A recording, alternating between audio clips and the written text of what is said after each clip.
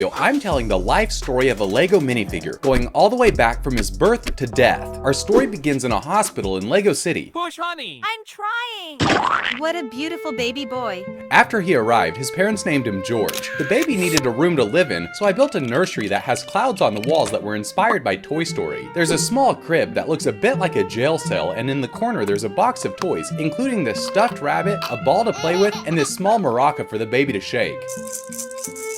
Eventually, George learned to walk, and over the years he got bigger and bigger. One day, as George and his mom were leaving the grocery store, they saw that the local animal shelter was finding families for the dogs and cats. Suddenly, one of the puppies leapt out of the basket and into George's lap, and since his mom saw the connection, she let George adopt him, and from that day forward, Scout would be George's best friend. George loved taking Scout to the dog park, where he taught him all kinds of tricks and skills. Some of the best memories from growing up include holidays and celebrations, so that's what we're building next, starting with Halloween, where we're going to be building a trick-or-treating scene. This year, George is going as a spaceman with a group of his friends who are wearing other costumes. After laying down this cobblestone sidewalk, I set up this black iron fence to add to the creepy atmosphere and sprinkled in some small pieces as fall leaves. I then added a couple of pumpkins and this little squirrel. Next, I started building up the front of this house where George and his friends are trick-or-treating. It has this lamp and a scarecrow mannequin on the porch. Out in front of the house, I built up a creepy looking tree with a bunch of Lego arm pieces and Harry Potter wands. And with that, our Halloween build is finished.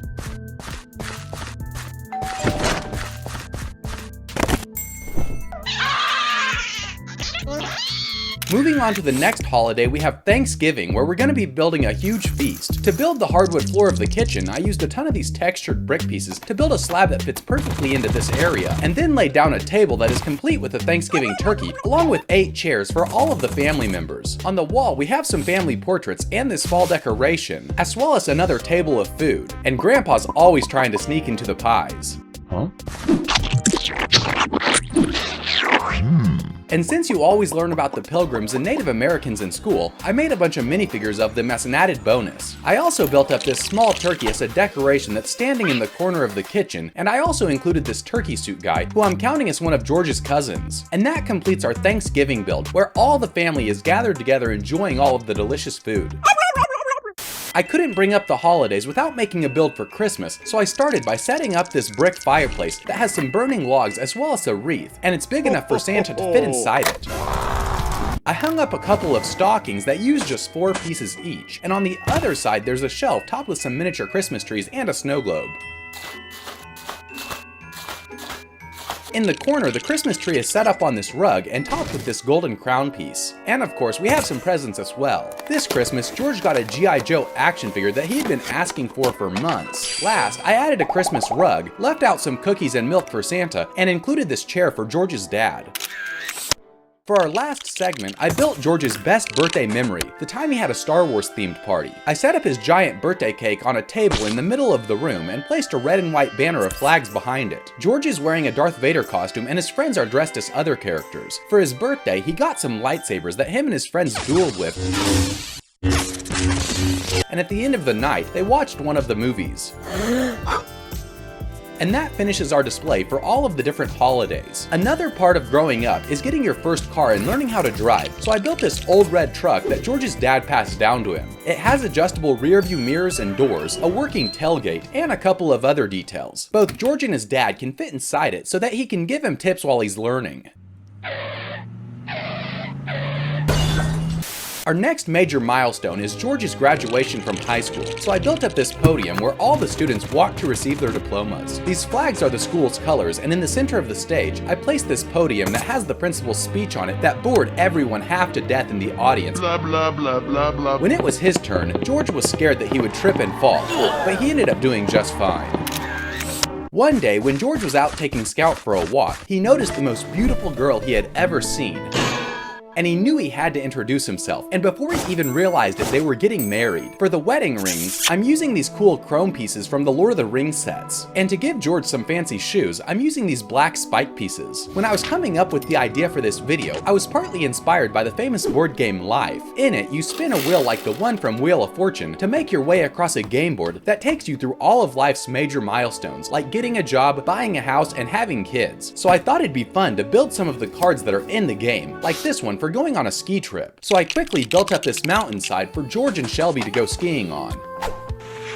However, on one of his descents, George crashed his head into a rock, giving him a major concussion. Another card was for a dolphin cruise, which worked out perfectly since I built this yacht in my last video about winning the lottery that you should definitely watch after this one.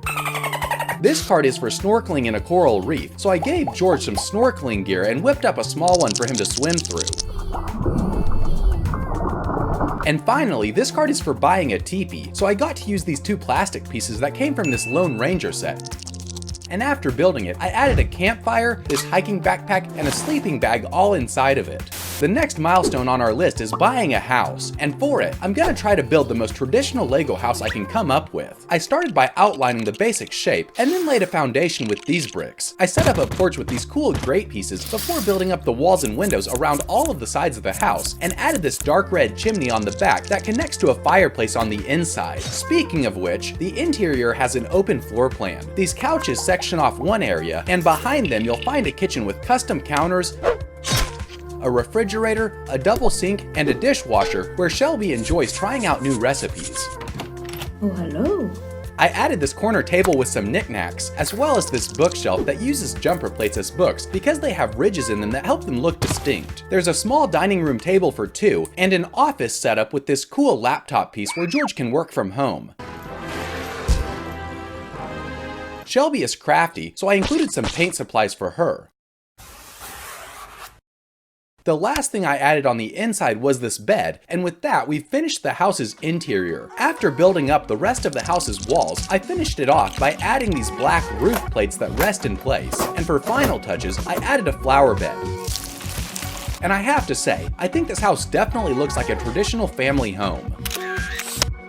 However, after moving in, a zombie apocalypse broke out across the country, and George was drafted into the military as a Jeep driver, so let's build him a Jeep.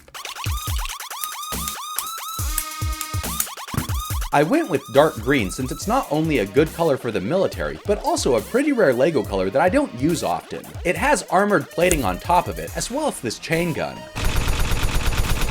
On the back, there's a ladder and an extra tire. In all, there's room for 4 or 5 soldiers on it, but we need to make the zombie battlefield, which I started by elevating this base plate so that I could build some trenches for the soldiers that are surrounded with barbed wire. The entire area is in ruins with the road and buildings surrounding it falling apart. These planks reinforce the windows, but aren't strong enough to keep the zombies out.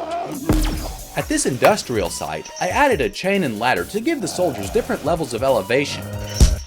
And in this corner, there's a lookout tower that can give them a major advantage. However, the zombies are able to climb the tower. As the zombies continued to invade the area, carnage broke out across the battlefield.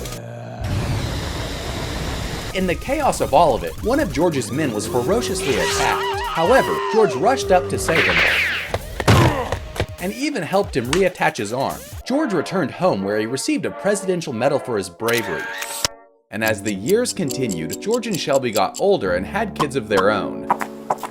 As they watched them grow up, they taught them how to do things like ride a bike. Entering their golden years together, they even had grandkids. Since they're getting older, I gave Shelby this cane and George this walker that has tennis balls on the bottom of it. Reflecting on his life, George decided to write a book about all of his experiences. And one day, as George was out taking a peaceful walk, he had a heart attack and died. At his funeral, all the citizens of Lego City came to honor his memory. Thanks for watching and see you later.